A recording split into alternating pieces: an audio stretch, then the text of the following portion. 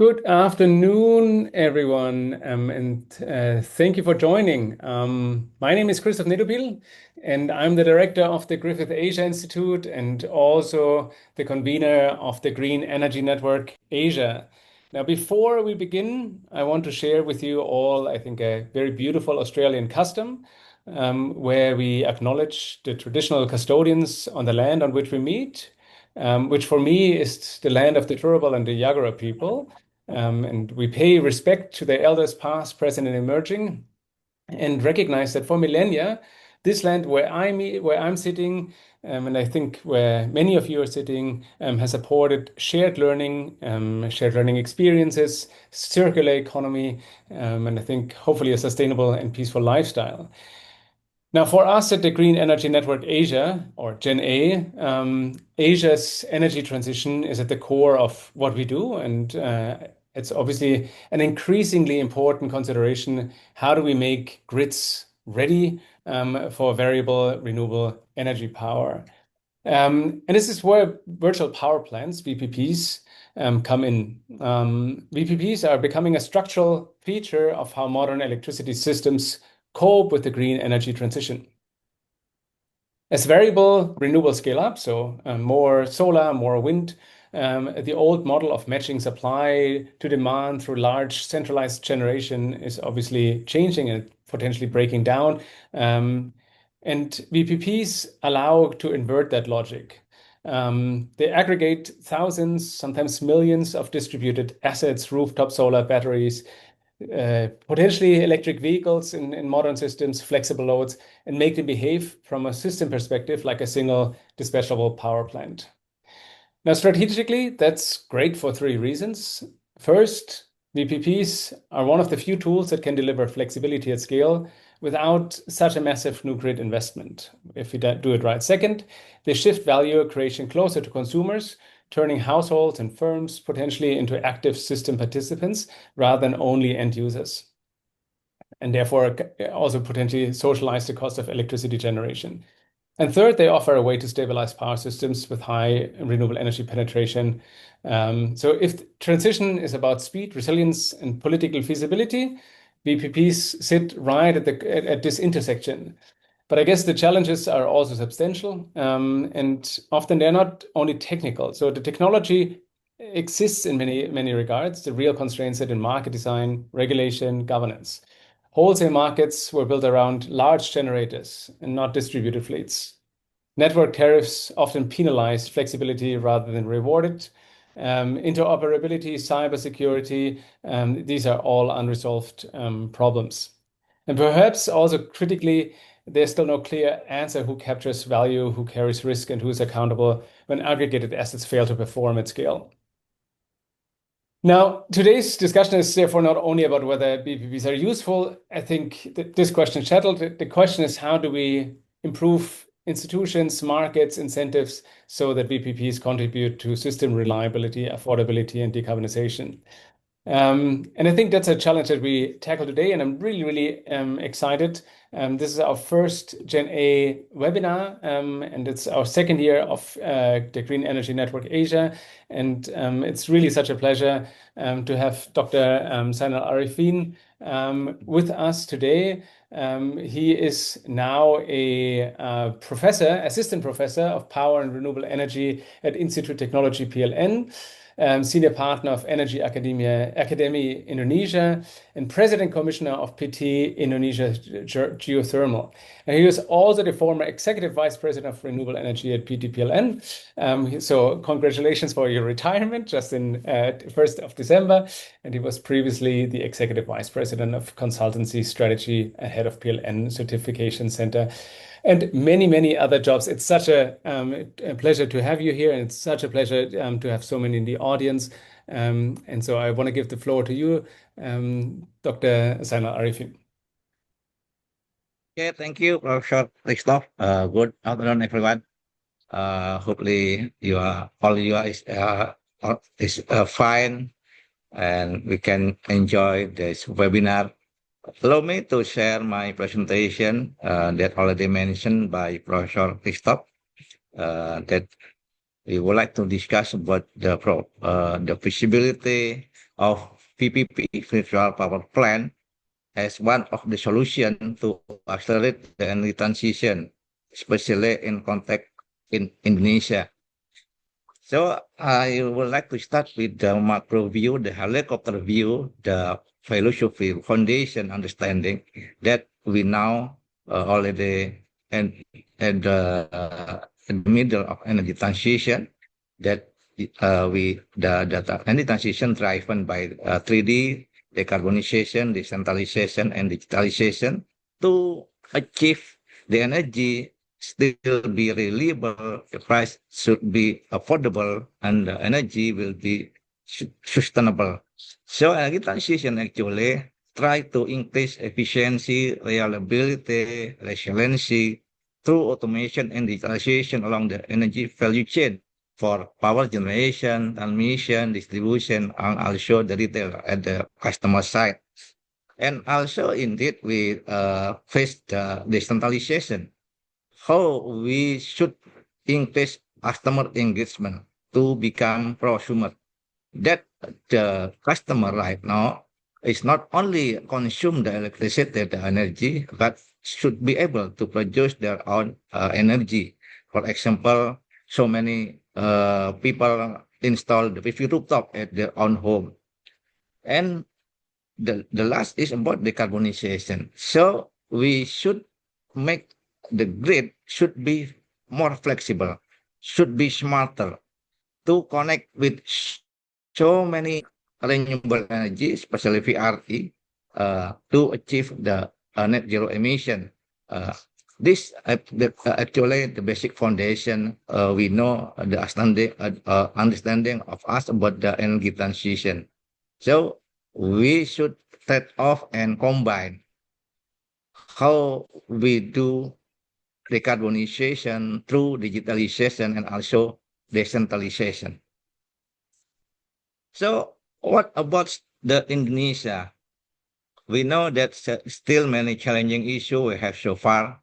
Uh, for example, about the technical issue, intermittency of renewable energy, weak grid, not so flexible, limited storage infrastructure, transmission bottleneck, and so on. And also we have a social issue about just energy transition, that energy transition should be fair for so many persons. So how about the job losses at the fossil sector, uh, public skepticism about the renewable energy in Indonesia because the progress is still very low, very slow. And also, we know that the deployment of so many renewable energy need so huge investment in front. And we know in Indonesia, the policy still uh, uh, uh, support, yeah, give subsidy for the fossil fuel.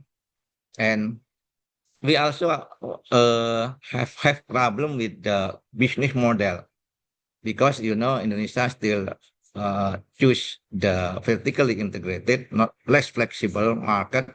So how we can try to make the market more flexible based on the monopoly structure, flat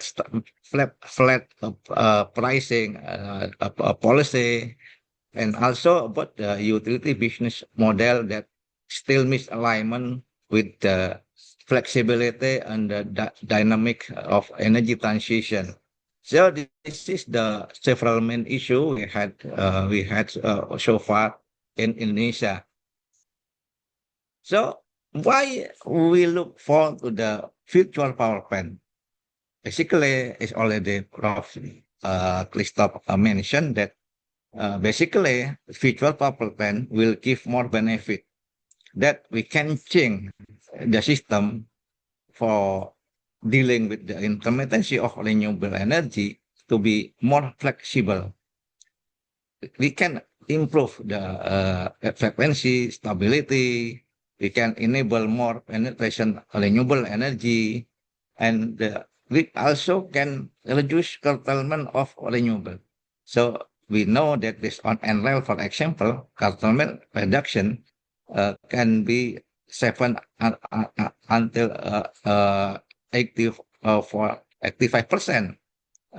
If we don't have any virtual power plant and control distributed energy resources.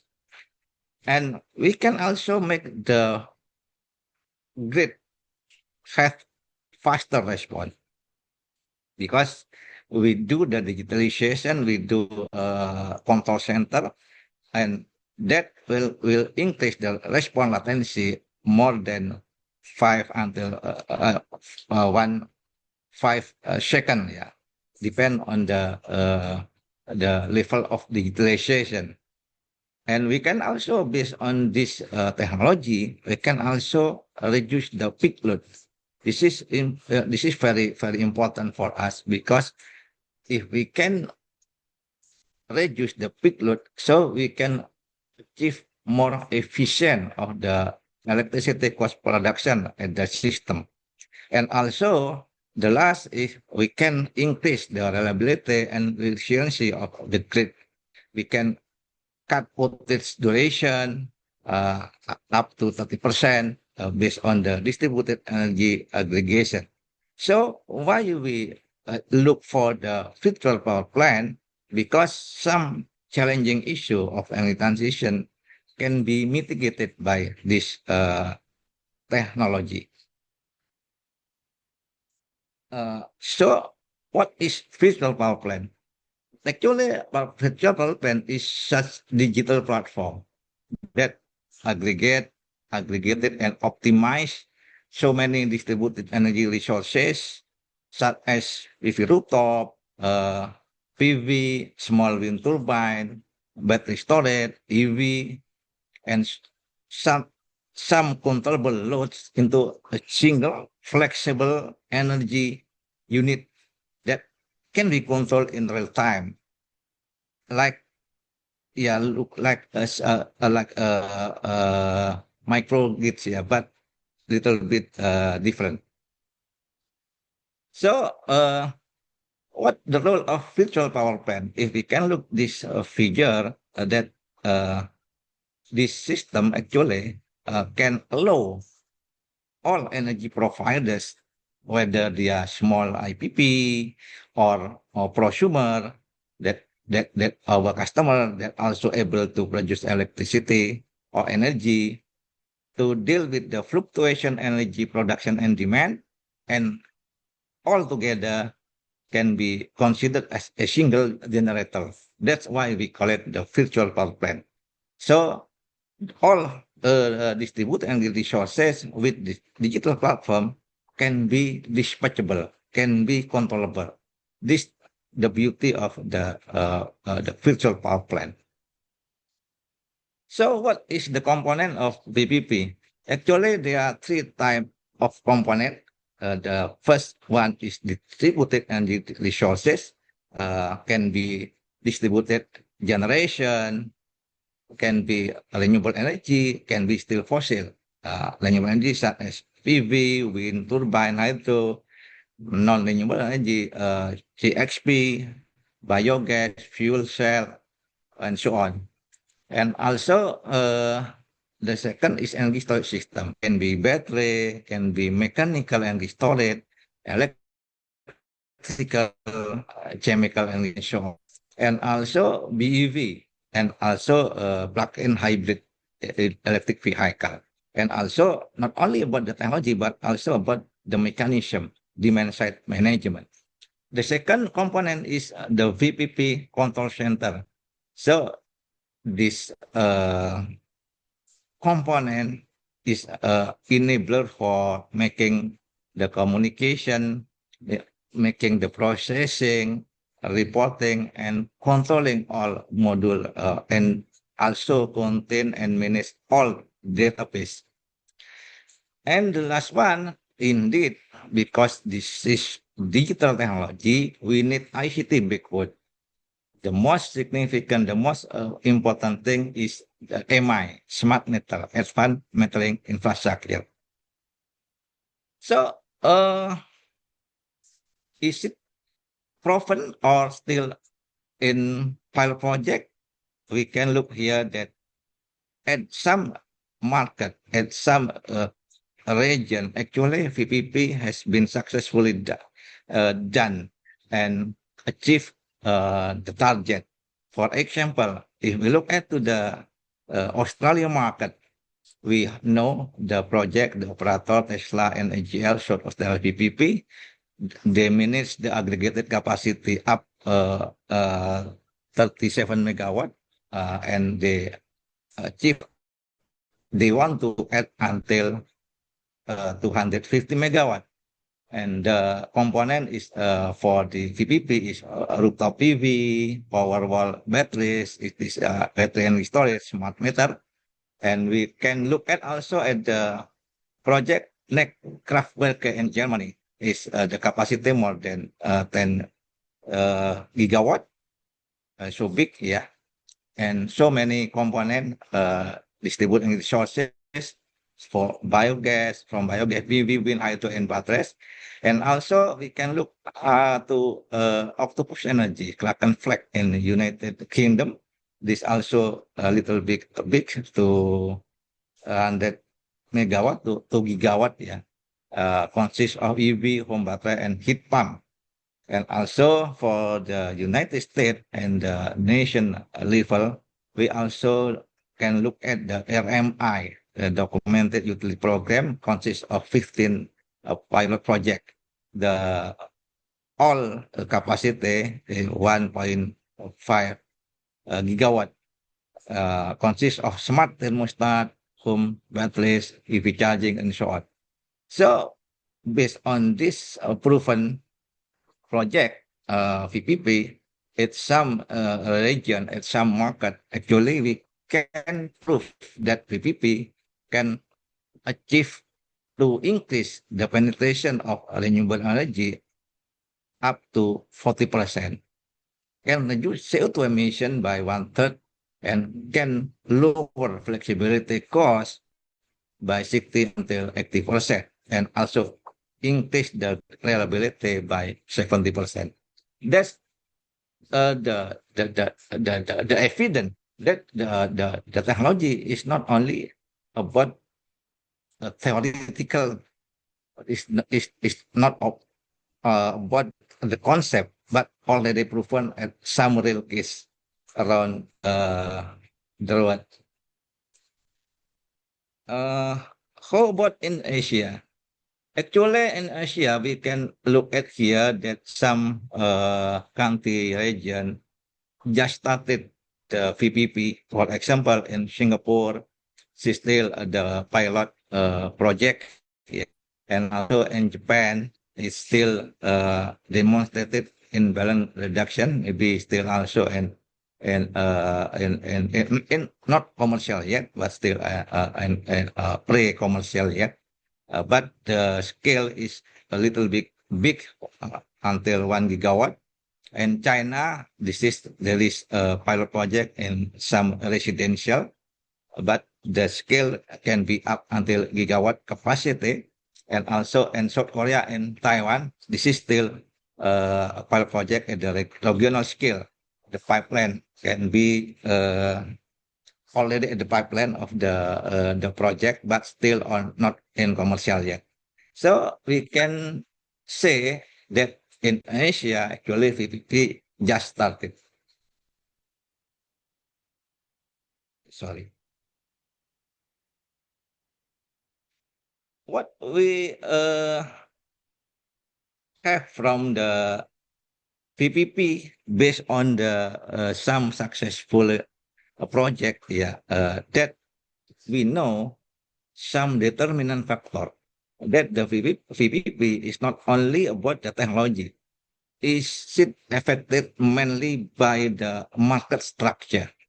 So the VPP is only only useful where the market is flexible, where the system should be decentralization, and there is access to market is equal to all parties.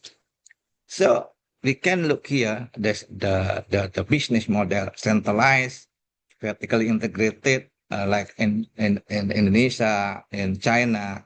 So the impact of PPP is limited. So limited incentive for the distributed energy aggregation. PPP is teaching as competition, not a complement.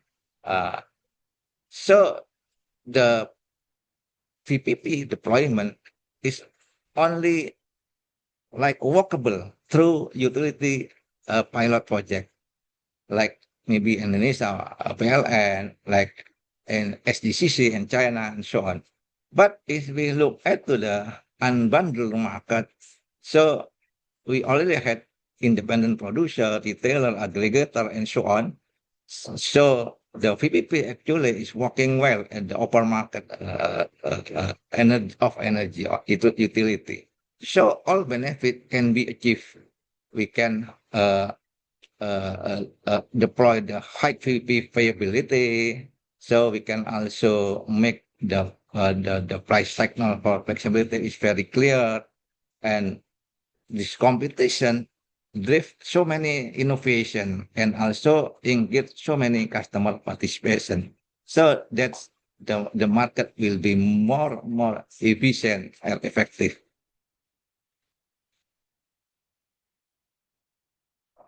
So we can analyze that, if the market is different, so the benefit of it is also different.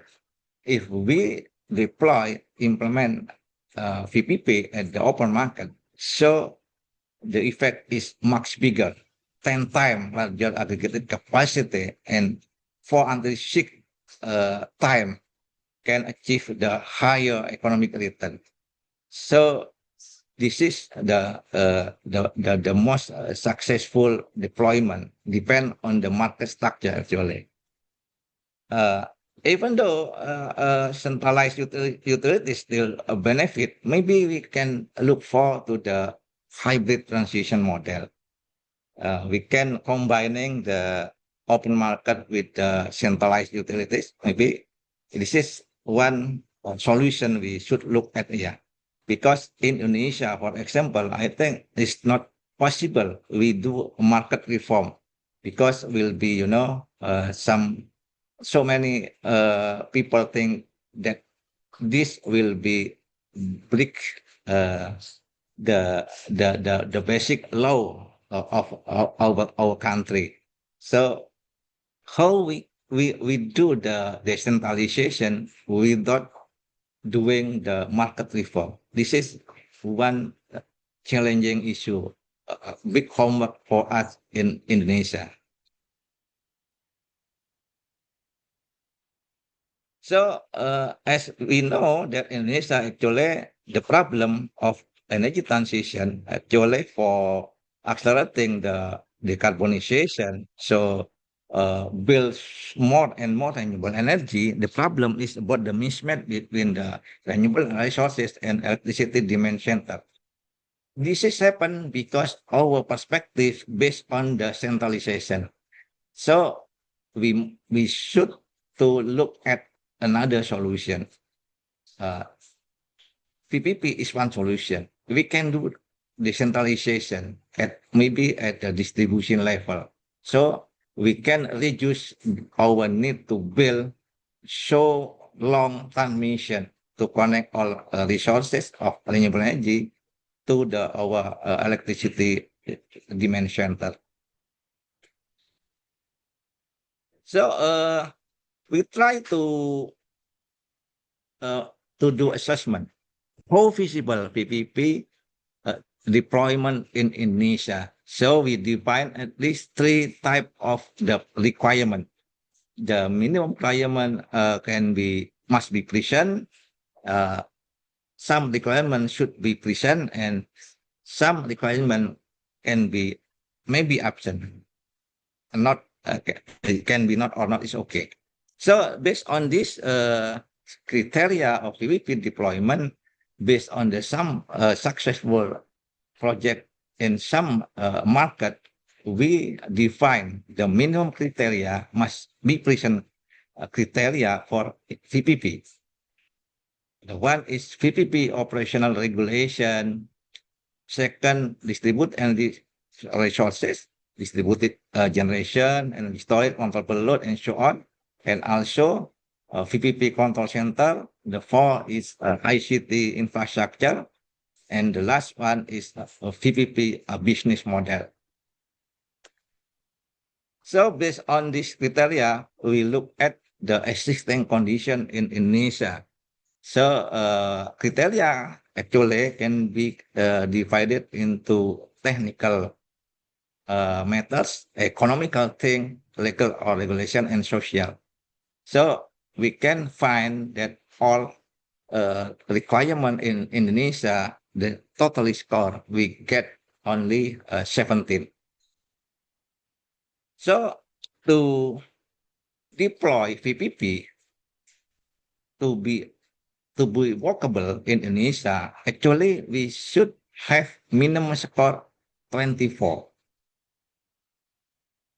And Indonesia, not 17, yeah. A minimum score for the deployment is 17 from the 24 score of all requirement. And we did some assessment in Indonesia through the survey conducting collaboration by University of Indonesia and PLN. We found that the current situation in Indonesia, the score only 9 of 24. So equal about to 37%. Still not very low, not meet yet the criteria. So we cannot do VPP because the minimum criteria cannot be fulfilled so far. The criteria that not met yet is about the VP operational regulation, special business scheme, special ESI or EVP, VPP control center, and also the ICT for VPP. This is some criteria is not met yet, the minimum requirement for VPP deployment in Indonesia. So we look the empirical data from some small pilot project and two location and Kadiri family resident and East Java and also in Bandengan and in Jakarta, around Jakarta. So we assume that VPP actually will be deployed at the vertically integrated business model of electricity market.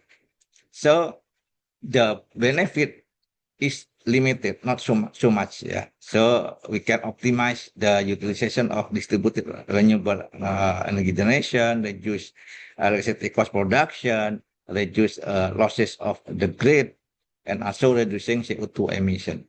So we did some assessment, measurement, and based on that, we found some interesting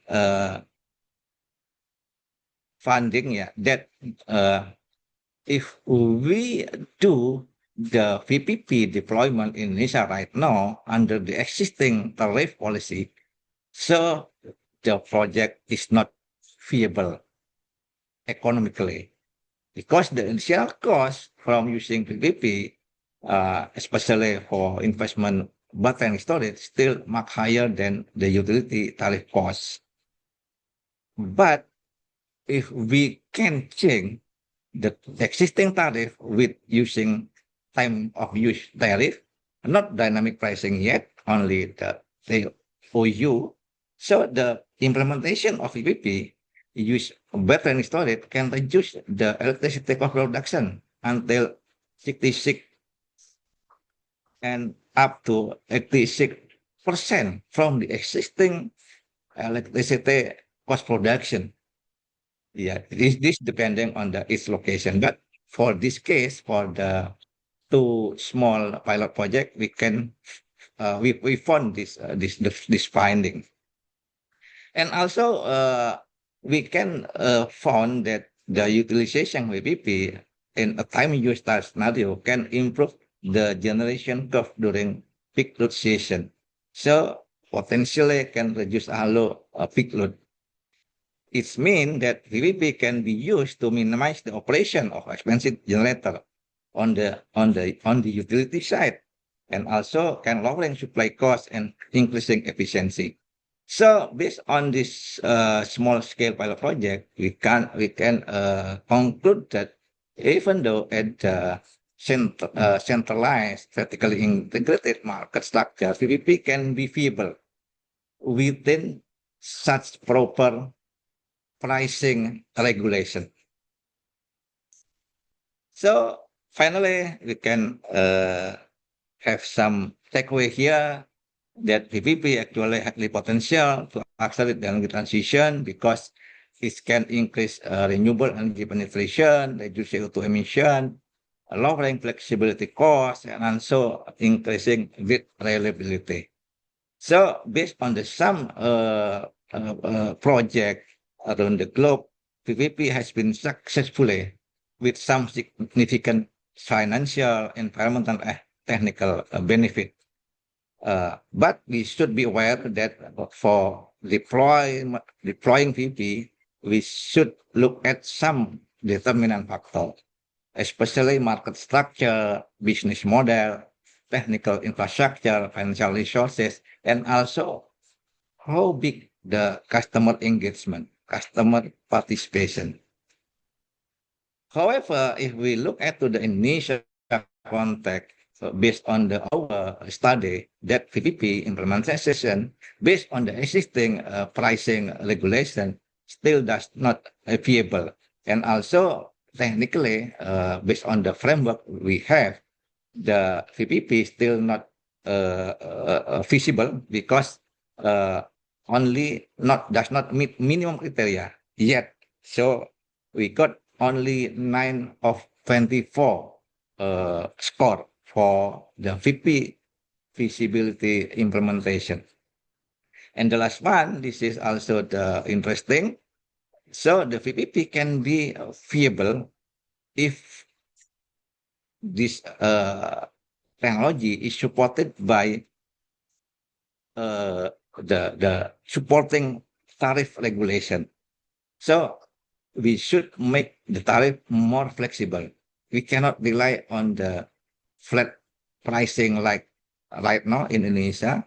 So maybe we cannot jump to the dynamic pricing at the open market, but we should try the one step ahead to use the time of use tariff policy.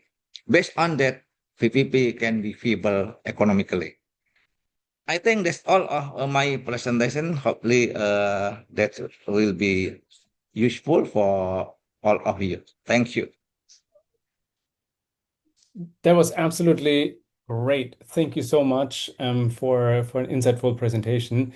Really also interesting to see how around the world VPPs have already been applied, but also to distinguish between the maturity of different electricity systems in open and more kind of regulated markets, and how feasible VPPs are.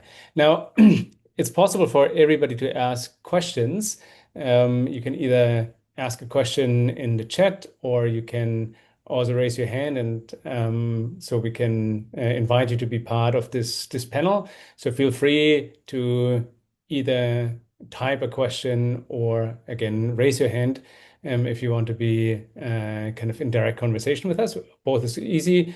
I think I'll start with the first question. It's a privilege of this position here. What is happening right now in Indonesia, do you think that would make kind of your score from a not feasible to a feasible position, but at least for a pilot scale? And I kind of hear your time of use idea in terms of economic feasibility, but you also kind of mentioned a couple of other kind of must-haves in the feasibility. What is the work that is actually happening? And who are the players that are kind of needed to be convinced? Yeah, actually, because our business model still be based on the centralized, vertically integrated, so the main actor still is PLN. Yeah, indeed. So actually, basically PLN already start the pilot project. Yeah, in Bali. Yeah, and also uh, in one region, we not at PLN authority like Batam is.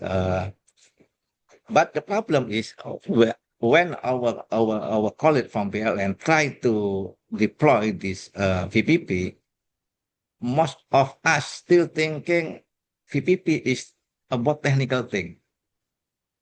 So they are focused to provide the infrastructure, the platform, but is forgot to mention to provide to the most important thing about the business model. So that's why the pilot project take very slow until right now still not exist yet.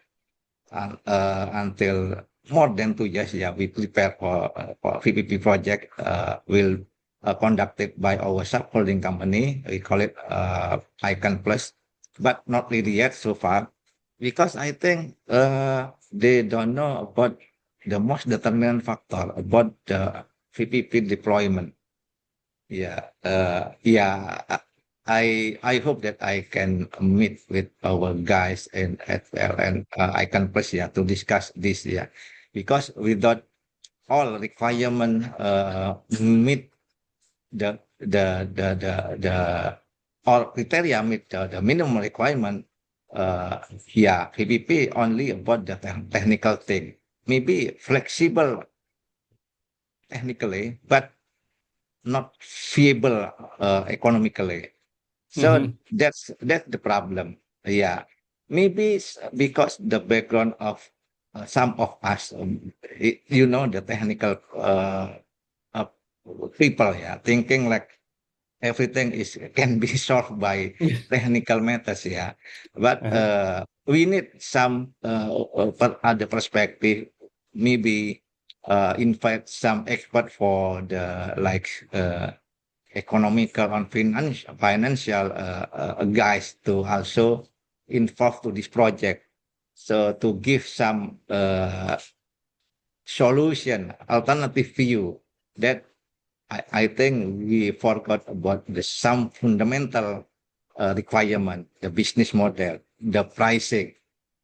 So why the project is still delayed so long time? Because maybe we are still struggle to discuss about the viability of this project so far. I see. Yeah. I mean, what's interesting, kind of again, inviting anybody kind of to raise their hands.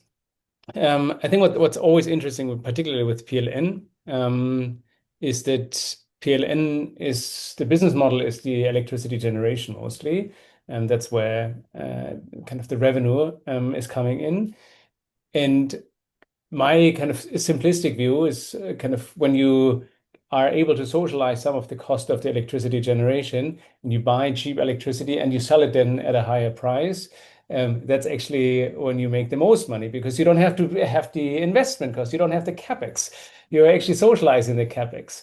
And so it's interesting in a growing market of electricity needs, why even in Indonesia, where you have this growth of electricity demand, a VPP would not be a feasible kind of strategy also for PLN that they're actually actively pursuing. Because again, the capital cost of electricity generation, particularly through rooftop solar, could be is can be very attractive.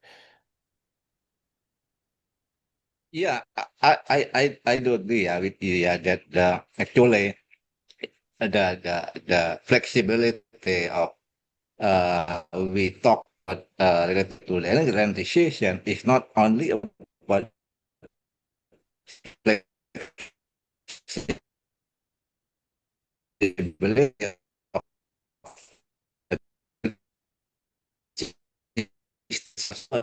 the market regulations. So flexibility only we cannot monetize to be more economic with financial benefit. Yeah. So one thing we should do, I think the first thing can do is we should the relation, yeah, because flat tariff like right now is is make uh no big room for improvement Mm, because yeah, example is look like we talk smart grid. So many smart grid technology is not feasible in Indonesia because the market itself is not flexible. mhm, So the basic requirement for the energy transition is flexibility, not only the system but also the market. But in mhm. Indonesia, indeed, I already mentioned we have a legal issue about the market reform. Yeah, it's almost impossible we do. Yeah, but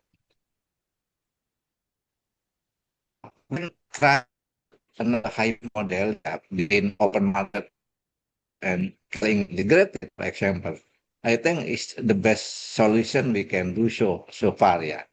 Maybe the benefit of VPP cannot be fully potential like at some countries. Yeah, without uh, uh, uh, changing the pricing, VPP will be not viable yet. So maybe the first thing and the easiest way we can do is uh, the tariff policy. It's not only for the VPP, but also is this we can open the room for improvement for innovation related to the like uh, utilization of battery and storage system in Indonesia. Why battery storage is not, it's not useful for our customer? Because they have no benefit because the tariff is flat. Basically, we can get benefit financially using battery because the difference with that we can charge electricity price is cheap and we can do this charge. We cut off the electricity uh, when the price of electricity is very expensive. But Indonesia, we cannot do that because Yeah, the yeah. tariff is still same. So that's yeah, that the foundation, the issue. Yeah, so far, yeah. And looking at, you mentioned Bali as one of the examples where the kind of the pilots are probably moving ahead. What makes Bali different as a energy system where VPPs become more feasible? Yeah, uh, yeah. I think we can start it from the small scale, yeah, project or not project, but also we can start it from the small region first to convince that the VPP with so many modification of regulation is very useful, give so many benefit for all of us.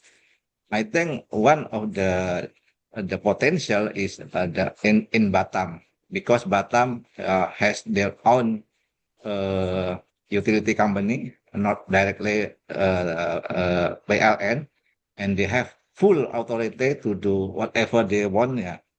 Uh, and they also have end-to-end the value chain of electricity from power generation, transmission, distribution, and retail. Uh, yeah, so far I think this is the best way. Yeah, we can start from the small region for small community, not community, but small region with the end-to-end supply chain. So we can prove a VPP from uh, power until to the end, until to the customer. So we can get full lesson from this small deployment of VPP. I'm also just thinking it could be interesting here to look also indeed at Queensland. So in Australia, across Australia, you have different electricity systems. Actually, every state has a different kind of state-owned or not state-owned kind of transmission and electricity generation. And kind of overall in the country, there's a lot of push for battery storage at kind of at your home with a support scheme from the government since middle of this year. And so a number of VPP providers actually have sprung up that try to aggregate power from these batteries. And then are also, of course, supporting any of the investors, which are private homeowners, to get a return on their investment. And it's very interesting. The larger you scale, the faster actually you're making a decent return rather than the small stuff. And at the same time, we have for the average consumer, you actually have a flat tariff throughout the day. But you can choose not a time-based tariff, but a kind of just a market-based tariff if you want to. And of course, that's where then you can sell into the grid. But again, it's not kind of something that necessarily an individual prosumer does, but then you have these companies that are acting as private VPPs that are then selling back to the grid, and which is again also a state-owned enterprise in Queensland. So I think kind of there are potentially lessons that we can also draw from here, and very also curious to get some of my colleagues involved from we have an energy network, kind of a research center on energy here at Griffith University. I have another question, and again, inviting everybody to kind of, I don't see anybody raising their hands, so I assume kind of you're all happy with me to continue kind of the discussion with Yes, yeah. Sanal. So I have a question, kind of, what do you think kind of also can be drawn from the lessons from Indonesia and from the kind of research that you've done for other markets in the region? I think you had mentioned Philippines in one of your slides. What are lessons, what things where kind of people that are interested in the topic need to pay attention? Yeah, actually, we need some lesson learned, yeah, from the country within the similar business model, like Indonesia. Yeah, uh, this is the first thing we can do, because if we do the benchmark from the other country, other region that has a different business model, it look like, you know, it's not compatible, the deployment. Yeah, we should need to change so many things. But if we can look at some project with the similar context, the business model, the market structure, I think it's much easier for us to make some like copy paste. Yeah, if the PVP at some similar business model and market is successfully, I think it's much easier for us to prove, to convince, especially the regulator, to change whatever we need, yeah, to make the market is more flexible and the VPP can be viable economically. Indeed, we should also prepare all minimum criteria to meet the requirement of VPP. Yeah, indeed, we need more discussion with other region, especially with the similar market structure uh, with Indonesia. Yeah, so hopefully you can facilitate this, yeah, in the future. So we need some insight from other project and other country to accelerate and make a lesson learned to achieve effectively the VPP deployment in Indonesia. And maybe the key is not only PLN, but also the key is not about technical thing, but technology, but it's about the policy. Indonesia still have no dynamic pricing. So if we would like to utilize smart things, smarter grid, we should have, for example, ancillary service pricing, ancillary service regulation. Yeah. Mhm. But it's not existent in Indonesia.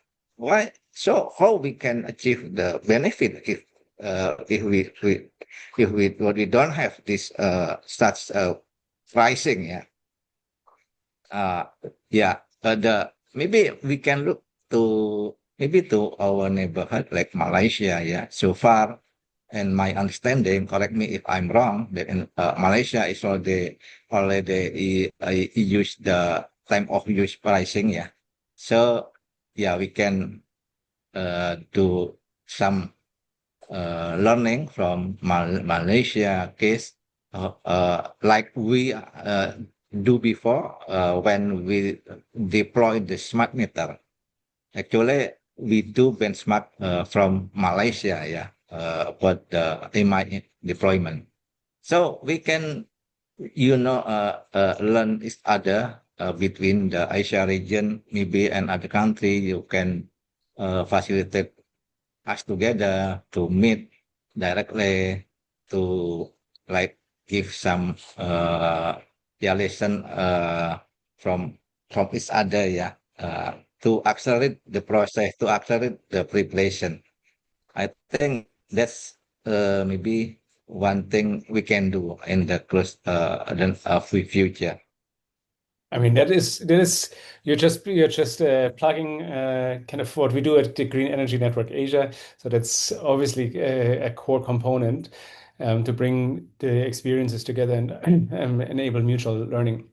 I actually kind of missed that there are two questions here in the chat.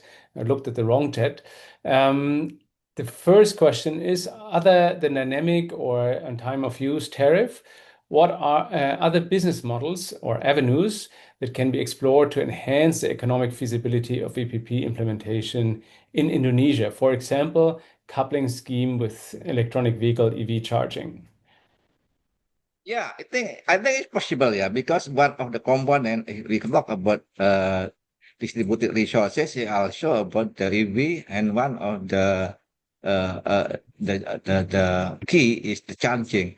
So far, we already had the special regulation for the charging. It's not similar to the electricity tariff. Hopefully, it will be attractive for all developer for uh, supporting us for developing the infrastructure. And I think it's one idea we can try to look to further analyze, yeah, how the EV charging station can be uh, combined with the distributed energy sources, yeah, to for supporting the VP deployment in Indonesia in some region. I think still one of the potential location is Bali. Yeah. Hopefully, yeah, we can look at further for this idea.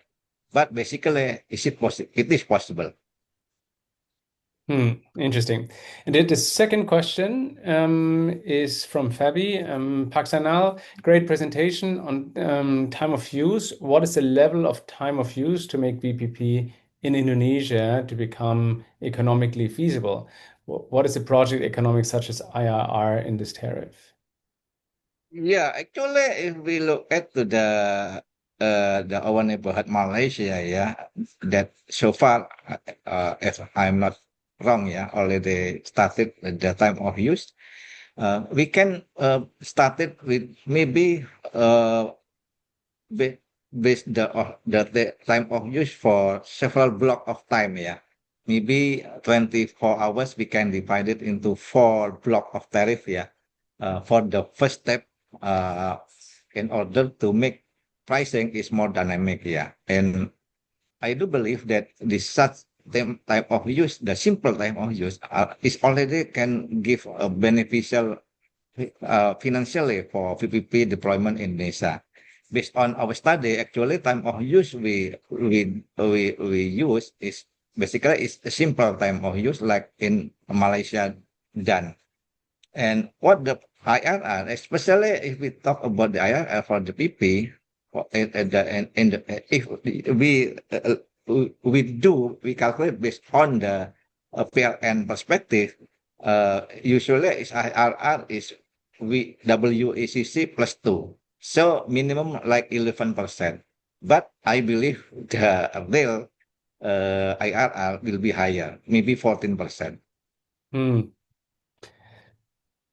Very interesting. Thanks for sharing. Kind of one idea with the TOU. I don't know what the situation is in Indonesia. Is there a difference between consumer and industrial power tariffs? Because I can imagine, of course, this in a consumer time of use is already difficult.